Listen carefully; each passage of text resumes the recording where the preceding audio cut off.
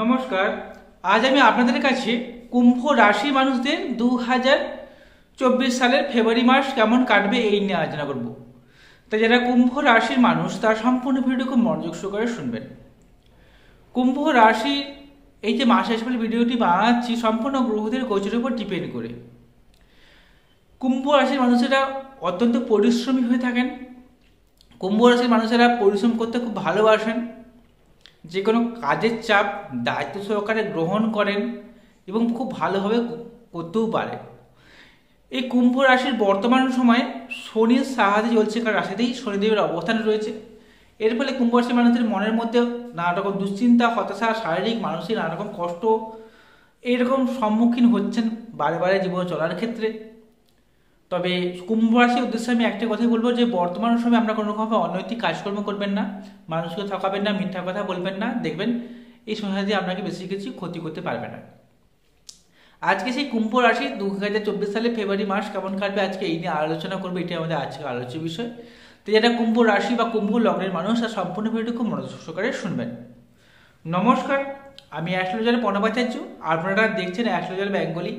এই চ্যানেলে আপনাদের সকলকে স্বাগত জানাই। আপনারা নতুন হয়ে থাকলে চ্যানেলটিকে সাবস্ক্রাইব করবেন, বেল চিহ্ন টিপবেন, অল নোটিফিকেশনে ক্লিক করে দেবেন। এর ফলে আমার প্রত্যেকটি ভিডিও আপলোড করা মাত্রই আপনারা সবার আগে নোটিফিকেশনটি পেয়ে যাবেন। এছাড়া আপনারা যদি আমাকে জন্মছক বিচার করতে চান তাহলে মোবাইল নাম্বার রয়েছে, এই মোবাইল নাম্বারে যোগাযোগ করবেন। শুরু করছি মূল আলোচনায়।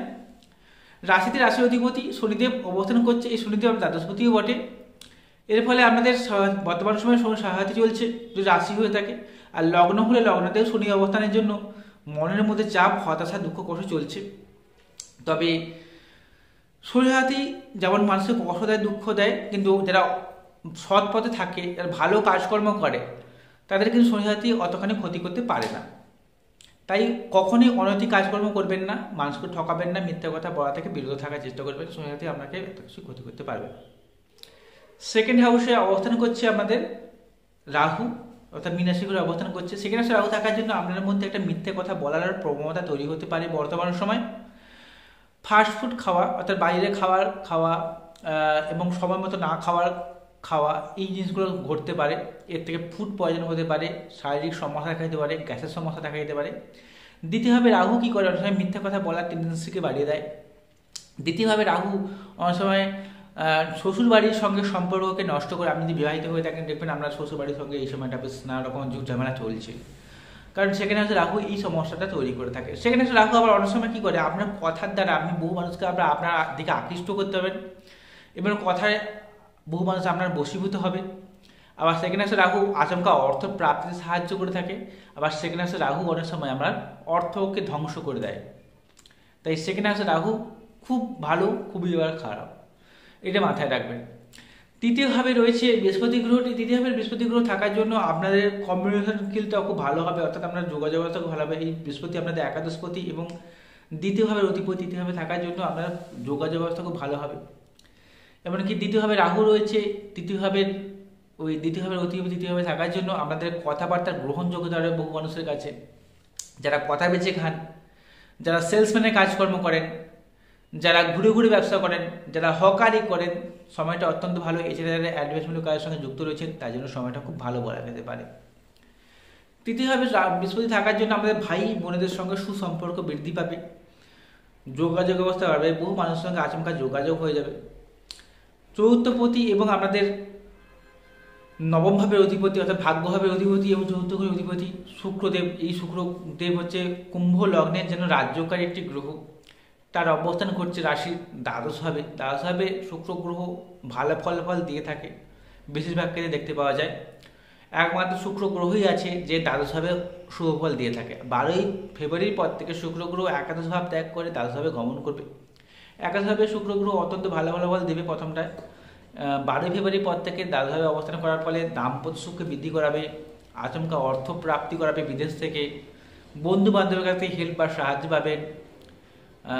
এছাড়া আপনাদের ভাগ্যের উন্নতি হবে, ভাগ্যের ডেভেলপ হবে, বিদেশ থেকে কোনো আর্থিক উপার্জনের একটা সোর্স পেতে পারেন, বাইরে গিয়ে পড়াশোনা করার সুযোগ পেতে পারেন, বা বাইরে গিয়ে কোনো কিছু কাজের উদ্দেশ্যে গিয়ে সেখানে কাজে প্রতিষ্ঠা পাওয়ার জন্য সময়টা খুব ভালো 12ই ফেব্রুয়ারির পর থেকে।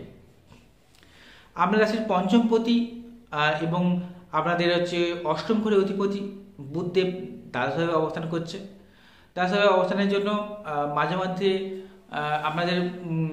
আপনাদের হচ্ছে বুদ্ধিমত্তার বিকাশ যেমন ঘটবে এবং সেই বিকাশ অনেক সময় ব্যাহত হতে পারে। অবশ্য বিদেশ থেকে অর্থ রোজগারের জন্য সময়টা খুব ভালো, বা বাইরে গিয়ে পড়াশোনার জন্য সময়টা খুব ভালো। যারা চলতি প্রেমের মধ্যে রয়েছেন, চলতি প্রেমের মধ্যে নানা সমস্যা ডিসব্যালেন্স তৈরি হতে পারে, নিজেদের মধ্যে ভুল বোঝাবুঝি তৈরি হতে পারে, কিন্তু নতুন প্রেমেরও যোগাযোগ রয়েছে। প্রেম থেকে বিবাহ হওয়ার একটা দারুণ সুযোগ দেখতে পাচ্ছি এই সময়। তবে যারা বিবাহিত রয়েছেন তার জন্য সময়টা খুব একটা ভালো নয়। কেন ভালো নয় বললাম? কারণ দ্বিতীয়ভাবে রাহু রয়েছে, যে দ্বিতীয়ভাবে রাহু থাকার জন্য আপনাদের শ্বশুরবাড়ির সঙ্গে এক নম্বর সম্পর্ক নষ্ট করে দিতে পারে, বা সম্পর্ককে ডিসব্যালেন্স করতে পারে, বা বনিমনার অভাব দেখা দিতে পারে। আবার দ্বাদশভাবে অবস্থান করবে 5ই ফেব্রুয়ারির পর থেকে, অর্থাৎ মকর রাশি ঘরে অবস্থান করবে মঙ্গলদেব। দ্বাদশভাবে মঙ্গলদেবের অবস্থানকে বলা হয় মাঙ্গলিক যোগ। যদি আপনি মাঙ্গলিক যোগের কোনো জাতকা হয়ে থাকেন, অর্থাৎ আপনার জন্মছকে যদি আপনি মাঙ্গলিক থাকেন এবং বর্তমান সময়ে মঙ্গলের দশা বা অন্তশা চলে, তাহলে এই মঙ্গলদেবটা বেশি অ্যাক্টিভ হয়ে যাচ্ছে। এর ফলে স্বামী স্ত্রীর মধ্যে দাম্পত্য কলহ তৈরি হতে পারে। এমনকি আপনি বাড়িতে আছেন, আপনার স্ত্রী বাপের বাড়িতে রয়েছে, বা আপনি বিদেশে গেছেন কোনো কাজের উদ্দেশ্যে, আপনার স্ত্রী আপনার বাড়িতে রয়েছে, এই যে স্বামী স্ত্রীর মধ্যে এই দূরত্ব এই সময় তৈরি হতে পারে এই ফেব্রুয়ারি মাসে। যদি জন্মছকে আপনার মাঙ্গলিক যোগ থাকে, বর্তমান সময়ে মঙ্গল করে দশা চলে যদি, তাহলে এই সমস্যা হবেই। 100% মিলিয়ে নেবেন, আর যদি খুব লগ্ন হয়ে থাকে। না হলে আমাকে কমেন্ট করবেন, সামনের মাসে আমি যা বলবেন মেনে নেব। তবে মাঙ্গলিক যোগ যদি না থাকে এবং রাহু যদি আপনার জন্মছকে ভালো প্লেসমেন্টে থাকে, মঙ্গল যদি ভালো প্লেসমেন্টে থাকে, তাহলে এই সমস্যা এতখানি আসবে না। আপনাদের অষ্টম ভাবে অবস্থান করছে কেতুদেব। অষ্টমে কেতু কি করে? অনেক সময় গোপন শত্রু তৈরি করে দেয়, পৈতৃক সম্পত্তি প্রাপ্তিতে বাধা তৈরি করে দেয়। আবার অষ্টম ভাবে কেতু কোন রিসার্চমূলক কাজের সঙ্গে যুক্ত করাতে সাহায্য করে, সে গবেষণাতে সাহায্য করে, সেখানে সাফল্য লাভে সাহায্য করে। অষ্টমভাবে কেতু অ্যাস্ট্রোলজি, অ্যাস্ট্রোনমি এইসব শেখার প্রতি আগ্রহ বাড়িয়ে দেয়। ঠিক আছে, এই যে কথাগুলো বললাম সম্পূর্ণ গ্রহদের গোচরের উপর ডিপেন্ড করে এই 2024 সালে ফেব্রুয়ারি মাসে, তাই উপর ডিপেন্ড করে কথাগুলো বলছি। আমি আমার ত্রিভুজ গোষ্ঠী বা জন্মছক দেখতে পাচ্ছি না, তাই অতি অবশ্যই আপনারা আপনাদের জন্মছককে বিচার বিশ্লেষণ করাবেন। আপনাদের সপ্তম পতি রবি বা সূর্যদেব সে অবস্থান করে রয়েছে দ্বাদশভাবে মকর রাশির ঘরে। আগামী 16 ফেব্রুয়ারির পর থেকে রাশিতে অবস্থান করবে। এর ফলে দাম্পত্য কলহ বৃদ্ধি পাওয়ার প্রচুর সম্ভাবনা রয়েছে, কিন্তু বিদেশ থেকে অর্থ রোজগার হওয়া এটাও একটা সুযোগ রয়েছে।